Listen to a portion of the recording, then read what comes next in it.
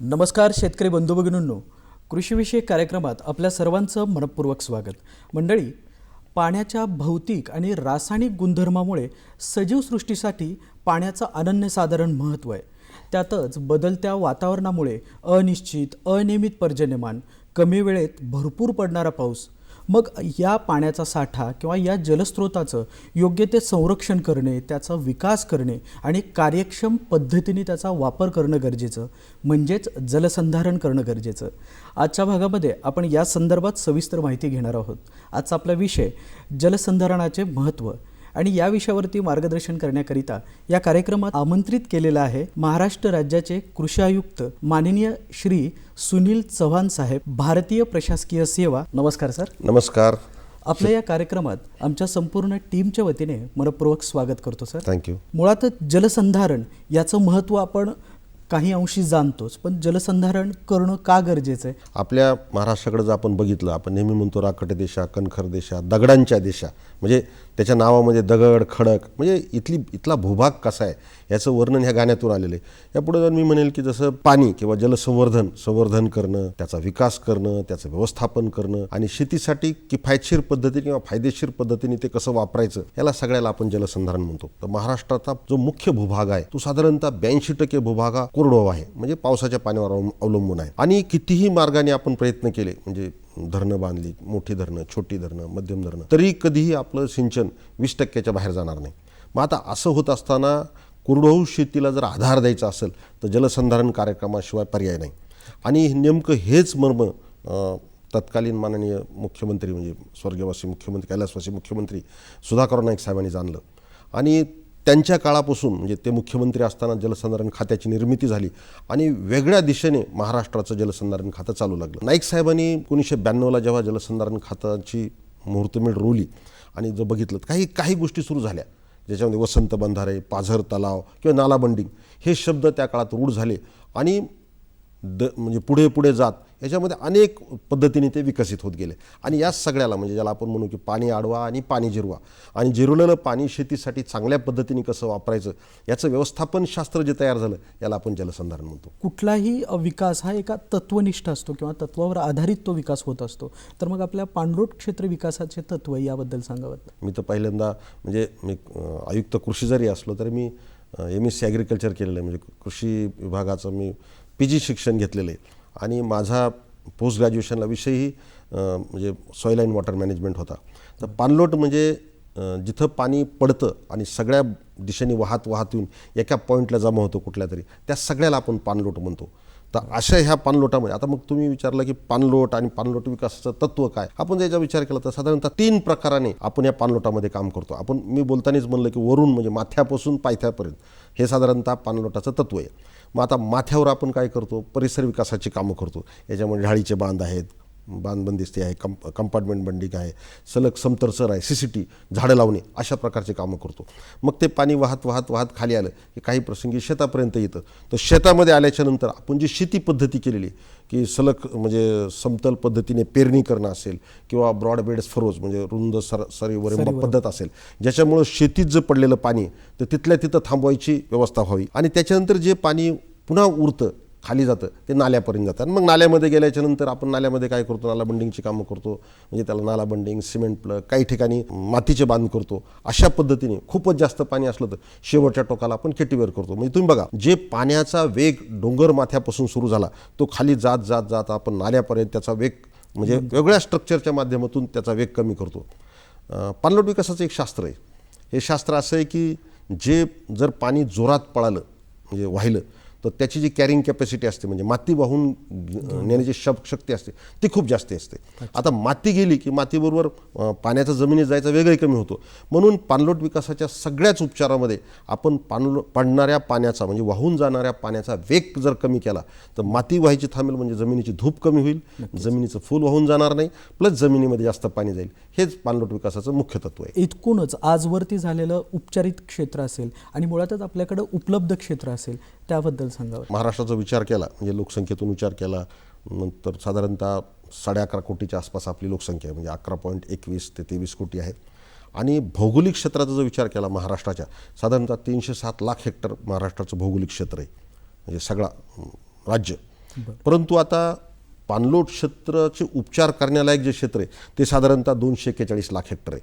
म्हणजे एकूण क्षेत्रापैकी एवढं क्षेत्रावर आपण उपचार करू शकतो. मी सुरुवातीलाच सांगितलं की आपलं टोटल जे क्षेत्र आहे त्याच्यापैकी 82% क्षेत्र हे कायम कोरडवाहू असणार आहे. आता जर तुम्ही बघितलं की महाराष्ट्रामध्ये साधारणतः 43,722 गावं आहेत. या गावांपैकी साधारणतः 82% गावं म्हणजे जवळजवळ आपण बघितलं 27,000 प्लस गावं ही सुद्धा कोरडवाहू आहेत. आता तुम्ही बघा म्हणजे महाराष्ट्राची एकूण रचनाच कोरडवाहू म्हणजे प्रदेश म्हणून झालेली आहे. आता मग याच्यापैकी काही गावांची आपण निवड केली होती, साधारणतः 27,000 गावांची आपण निवड केली. त्या गावामध्ये आपण बरीचशी उपचार पद्धती केली ना. आजपर्यंत जर आपण बघितलं तर साधारणतः 12,465 गावामध्ये पाणलोटाचे उपचार आपण पूर्ण केलेत. आता हे उपचार पूर्ण करत असताना ही शास्त्रीय पद्धत आहे. म्हणजे तुम्ही जसं म्हणलं की पाणी किती पडतं, जमिनीत पाणी किती जाऊ शकतं, याच्यापैकी किती पाणी अडवलं पाहिजे याचं शास्त्र आहे. म्हणजे त्याच्यामध्ये मृदसंधारण खात्याचे अधिकारी आहेत किंवा सोशल फॉरेस्ट्रीचे अधिकारी आहेत, फॉरेस्टचे अधिकारी आहेत, कारण डोंगरावर वन असतं. हे सगळे अधिकारी खाली खाली खाली तुम्ही जर नाल्याकडे येता मग लघु पाटबंधाऱ्याचे अधिकारी आहेत, ज्याला आपण आता मृदसंधारण अधिकारी असं नाव दिलेलं आहे. पुढे गेल्याच्या नंतर सिंचन विभाग, जलसंपदा विभागाचे सगळेजण मिळून याचं पाण्याचं वॉटर बजेटिंग करतात आणि किती पाणी अडवायचं, मग त्यासाठी किती स्ट्रक्चर बांधायचे, किती उपचार करायचे याचं गणित मांडून आराखडा तयार केला जातो आणि त्याला धरून हे काम केलं जातं. मी तुम्हाला सांगितलं की आता जर आपण बघितलं तर साधारणतः 158.71 लक्ष हेक्टर क्षेत्रावर आपण पाणलोटाची कामं केलेली आहेत. म्हणजे अजून बरेचसं काम आपल्याला करायचं आहे. मी तुम्हाला सांगितलं 241 लाख हेक्टर आपलं क्षेत्र उपचारासाठी आहे. 160 लाख हेक्टरपर्यंत काम केलं, म्हणजे अजूनही 80 लाख हेक्टरवरचं काम आपल्याला करायचं आहे. म्हणजे खूप मोठी वाटचाल आपल्याला यापुढे करायची.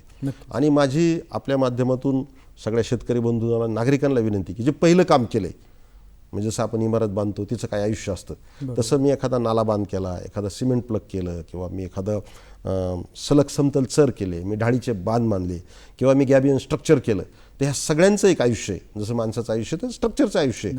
मग काही काळाच्या नंतर जेवढ्या क्षमतेसाठी मी ते बांधलं होतं की इतकं पाणी ते अडविल किंवा इतक्या पाण्यासाठी ती उपयुक्त ठरेल, कालांतराने याचा एक शासनाने एक शासन निर्णय काढला म्हणजे विद्यापीठाच्या मान्यतेने त्या तज्ज्ञांना सोबत घेऊन की किती काळाने ह्या स्ट्रक्चरला रिबिल्ड केलं पाहिजे किंवा याच्यात दुरुस्ती केली पाहिजे. कारण ते आवश्यक आहे. जसं आपण नवे कामं घेणार आहेत तसे जुन्या कामांच्या संदर्भातही त्यांची क्षमता पुन्हा सुस्थितीत ठेवणं किंवा तिला पहिल्या जागेपर्यंत आणणं हे यात महत्त्वाचं आहे.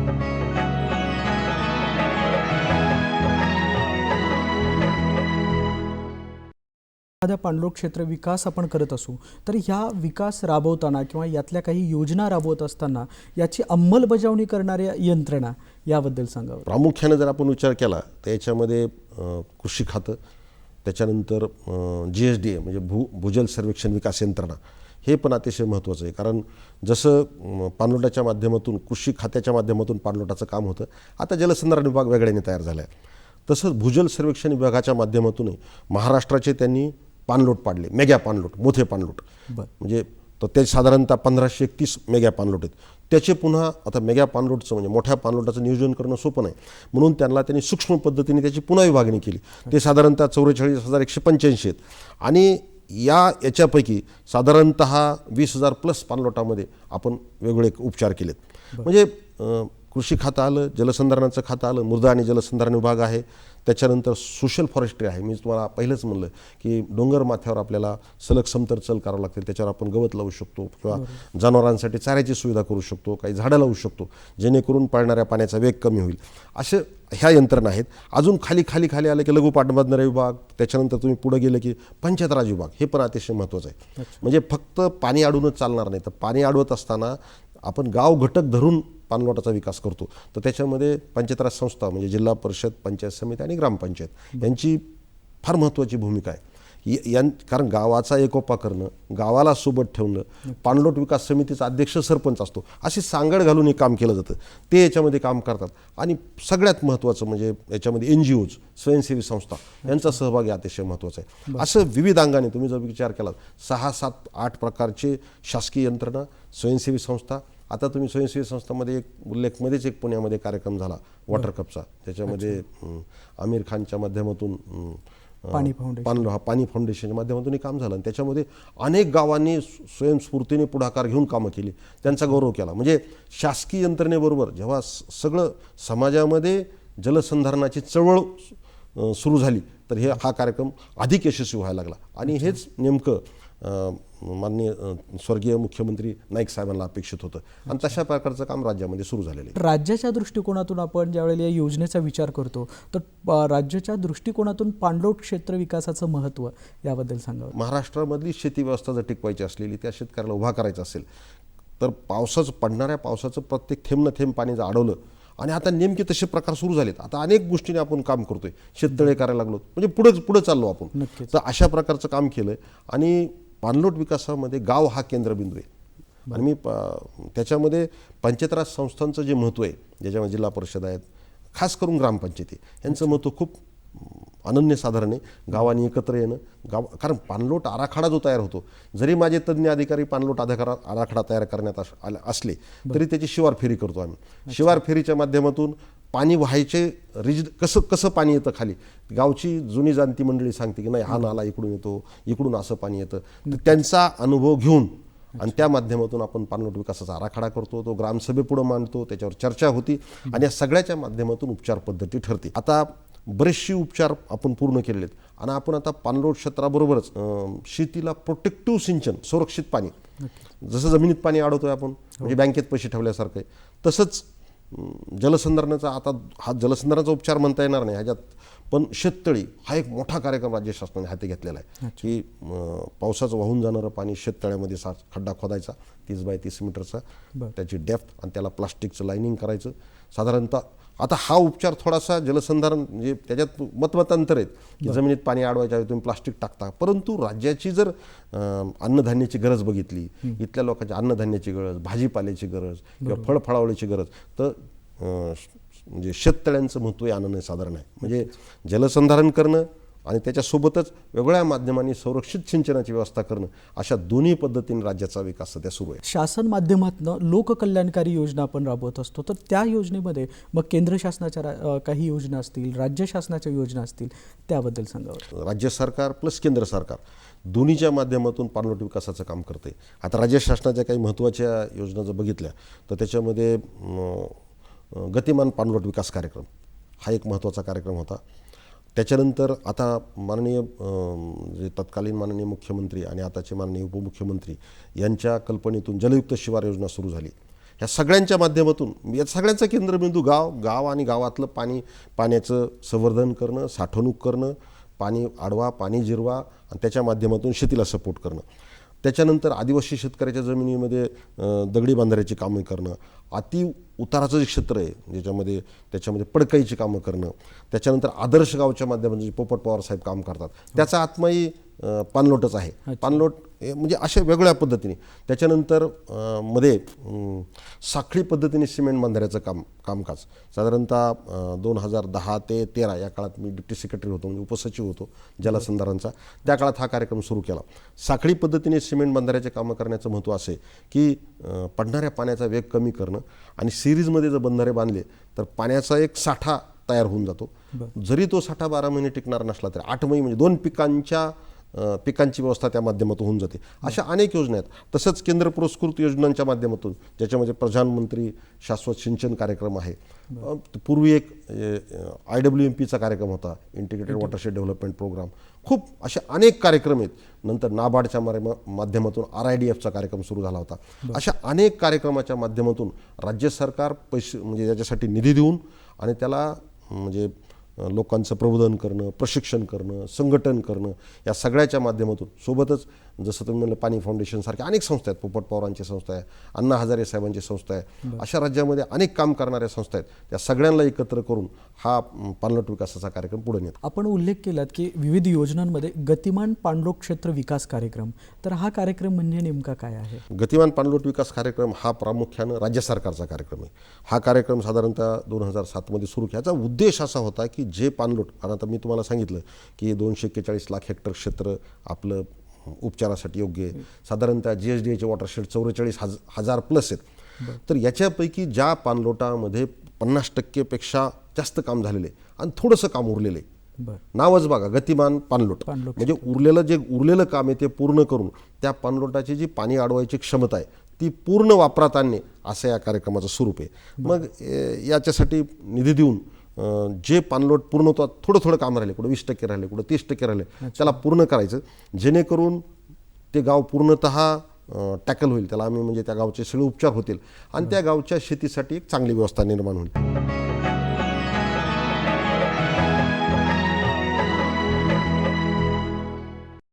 ही योजना राबवत असताना आपण पाणलोट क्षेत्र आपण विकास करतो, तर मुळातच या पाणलोटाची जी काही निवड असते, या क्षेत्राची निवड असते, तर त्यासाठी म्हणून काय निकष असतात? तर याच्यामध्ये पाणी उपशाचं प्रमाण कुठं जास्त आहे, की आता काही ठिकाणी वेगळी पीक पद्धती अवलंबली गेली. पाणी उपशाचं प्रमाण कुठं जास्त आहे, नंतर कोणत्या भागामध्ये किती पिकं घेतले जातात, नंतर अनेक त्याचे निकष होते. नंतर मध्ये टँकरचा निकष होता, पण आता थँक गॉड मागच्या 3 वर्षापासून सातत्याने 19, 20, 21, 22 पाऊस चांगला पडला. म्हणजे आपल्या महाराष्ट्रासाठी 3 वर्ष खूप चांगले गेले. टँकर फेड गावं कोणचे होते, मग 1 वर्ष होते का 2 वर्ष होते, अशा अनेक पद्धतीने, किंवा ज्या गावामधला झाडोरा आहे म्हणजे फॉरेस्ट ज्या गावातलं खूप कमी झालेलं आहे, अशा वेगळ्या माध्यमातून अभ्यास करून, म्हणजे बेसिकली जिथला वॉटर टेबल खूप डीप गेलेला आहे आणि जिथं शेतीसाठी पीक पद्धती कशी असली पाहिजे याचा सगळ्याचा अभ्यास करून आपण पाणलोटाची निवड करतो. आणि हे अभ्यास करून जे GSDA आणि टोपोशीटच्या माध्यमातून या सगळ्या भूगर्भाचा अभ्यास करून याचं स्ट्रक्चर दिलेलं आहे आणि त्याला धरून आपण पाणलोटाची निवड करतो. आता आपण म्हणता निवड कशी करायची? निवड नेहमी करत असताना मी आपल्याला सांगितलं, गाव हा घटक आहे. कुठल्याही पाणलोटाची निवड केल्याच्या नंतर तिथं काय करायचं ही ग्रामसभा ठरवते किंवा पाणलोट समिती ठरवते. ते सगळे जण मिळून ठरवतात. कारण त्या गावामध्ये कोणती पिकं घ्यायची, पीक पद्धती कशी असली पाहिजे, म्हणजे 12माही पिकं कशी, आता समजा ऊस कमी कसा केला पाहिजे. जसं पोपट पवार साहेबांनी हिवरे बाजारमध्ये काही काळ ऊस लावलाच नाही, कारण तेव्हा पाणी कमी होतं. जेव्हा त्यांच्याकडं पाण्याचा मुबलकता थोडी झाली त्यानंतर त्यांनी वेगवेगळ्या पीक पद्धतीचा विचार केला. तसंच गाव ठरवतं आणि त्या प्रमाणात तिथला पाणलोटाचा आराखडा केला जातो. कारण पाणलोटाचा आराखडा करत असताना सोबतच आपल्याला पिकांचाही, म्हणजे पीक पद्धती कशी असली पाहिजे, सोबतच गावामधलं जे लाईव्हस्टॉक आहे, पशुधन आहे, ते कसं असलं पाहिजे. कारण हे सगळे एकात एक निगडीत बाब आहेत. पाणलोटाचा विकास करणं म्हणजे तिथल्या जनावरांचा विकास करणे, त्याच्यानंतर तिथली पीक पद्धती कशी असली पाहिजे, तिथं कोणते नवीन उद्योग आणले पाहिजे, छोटे मोठे उद्योग, ग्रामीण कारागीर, हे सगळं जर एकत्र बांधलं. कारण पाणलोटावर जसा शेतकरी अवलंबून आहे तसंच शेतीवर जे काम करणारे ग्रामीण कारागीर आहेत, जे ज्याला जमीन नाही, म्हणजे भूमी नाहीत, तेही त्याच्यावर अवलंबून आहेत. म्हणजे पाणलोट ह्या सगळ्यांचं ओझं घेऊन पुढे जातोय. तर यांचा सगळ्यांचा विचार करून तो आराखडा तयार केला जातो. ज्या पद्धतीने ही योजना राबवली जाते त्यामध्ये विविध काम किंवा कार्य विविध संस्थांमार्फत आणि विविध घटकांमार्फत पार पाडले जातात. त्याचबरोबर ती याच्यासाठी लागणारी निधीची उपलब्धता असेल, तर मग ती निधीची उपलब्धता कशी केली जाते आणि कशा पद्धतीने हे कार्य अंमलात आणलं जातं? मी आपल्याला सुरुवातीला सांगितलं, जसं गतिमान पाणलोटसाठी राज्य सरकार पैसे देतं, तसंच प्रधानमंत्री कृषी सिंचन योजनेसाठी गव्हर्नमेंट ऑफ इंडियाकडून पैसे येतात, भारत सरकारकडून पैसे येतात. तेवढंच करून राज्य सरकार आणि केंद्र सरकार थांबलं नाही, तर पर ड्रॉप मोर क्रॉप, आता हे थोडंसं म्हणजे ड्रिप इरिगेशन किंवा सिंचनाच्या सुधारित पद्धती, ज्याच्यामध्ये आपण जे पडणारं पाणी आहे आणि त्या पाण्याच्या माध्यमातून त्याची इफिशियन्सी वाढवणं. मी जर जमिनीवरून पाणी दिलं तर खूप जास्त पाणी लागत, पण ते जर ड्रिपच्या माध्यमातून दिलं, स्प्रिंकलरच्या माध्यमातून दिलं, तर तेवढ्याच पाण्यामध्ये माझं जास्तीचं क्षेत्र याच्याखाली येईल. तर अशा अनेक गोष्टीसाठी मुबलक पैसा राज्य सरकार आणि केंद्र सरकार देते. हेतू असा आहे की मी सुरुवातीलाच म्हणलं की म्हणजे हे राष्ट्रच कायम म्हणजे कोरडवाहू राज्य आहे. म्हणजे आता तुम्ही 80-82% क्षेत्र जर कोरडवाहू असेल तर आपल्याला कोरडवाहू आणि याच्यात राहणारी जी मंडळी आहे यांचा मुख्य व्यवसाय शेती आहे. आणि शेती, भूमिहीन जे मजूर आहेत, जसं लाईव्हस्टॉक ज्यांचं काही पशुधनाचा धंदा करा, ह्या सगळ्यांना सोबत ठेवायचं असलं तर अशा अनेक उपचारांना पैसे देऊन या माध्यमातून ही सगळी ग्रामीण अर्थव्यवस्था उभी करण्याचा राज्य सरकार आणि केंद्र सरकारचा प्रयत्न चालू आहे. आणि याला मी खूप आभारही मानतो की जसं पोपट पवार आहेत, अण्णा हजारे आहेत, अनेक मंडळी आहेत, आमिर खान आहेत जे पाणी फाउंडेशनच्या माध्यमातून काम करतात, याशिवाय अनेक लोक विदर्भात काम करतात. तर ह्या सगळ्यांनी मदत केल्यामुळं पाणलोट विकासाचं मॉडेल हे देश पातळीवर महाराष्ट्राचं मॉडेल एक सक्सेसफुल मॉडेल म्हणून पुढे गेलं आणि लोकांची खूप चांगली सहभाग आणि again I would like to thank all the media. त्यांनीसुद्धा हे चांगल्या उपचार पद्धतीला योग्य प्रसिद्धी दिल्यामुळं लोकांनी आधी पाहिले आणि मग केले, म्हणजे बघितलं की कॉपिंग होतं. तर ह्यासाठी मीडियाला सुद्धा मी धन्यवाद देईल. सर, आपल्या राज्य शासनाच्या माध्यमातून जी राबवणारी योजना आहे ती म्हणजे मुख्यमंत्री कृषी सिंचन योजना, तर त्या योजनेबद्दल सांगावं. मी मुख्यमंत्री कृषी सिंचन योजनेच्या माध्यमातून तुम्हाला म्हणलं शेततळ्याचा मोठा कार्यक्रम आपण यामध्ये घेतोय. हा शेततळ्याच्या कार्यक्रमामध्ये मी तुम्हाला सांगितलं ऑनलाईन लॉटरीच्या माध्यमातून आपण शेततळे देतोय, महाडीबीटीच्या माध्यमातून याची निवड करतोय आणि यालाही राज्य सरकारचे खूप निधी उपलब्ध करून दिलेला आहे. आता जर आपण बघितलं शेततळ्यामध्ये तर साधारणतः माझ्याकडं आज जवळजवळ 16,000 प्लस म्हणजे 17,000 शेतकऱ्यांनी ऑनलाईन शेततळ्यासाठी अर्ज केले. मग त्या ऑनलाईन अर्ज याच्यामध्ये लाभार्थी निवड ऑनलाईन आहे, लॉटरी निघते, म्हणजे कुठेही म्हणजे माणसाचा मानवी हस्तक्षेप नाही, लॉटरी निघणार, जिल्हानिहाय उद्दिष्ट देऊन ती लॉटरी निघते आणि साधारणतः 8,796 लोकांची लॉटरीच्या माध्यमातून निवडही झालेली आहे.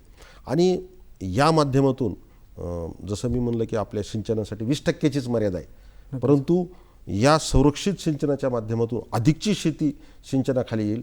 काही ठिकाणी म्हणजे दुबार पीक पद्धती सुरू होईल, काही ठिकाणी 3 पिकंसुद्धा घेतली जातील आणि या माध्यमातून महाराष्ट्राच्या अर्थव्यवस्थेला हातभार लागेल. तर अशी ही मुख्यमंत्री शाश्वत सिंचन योजना आहे.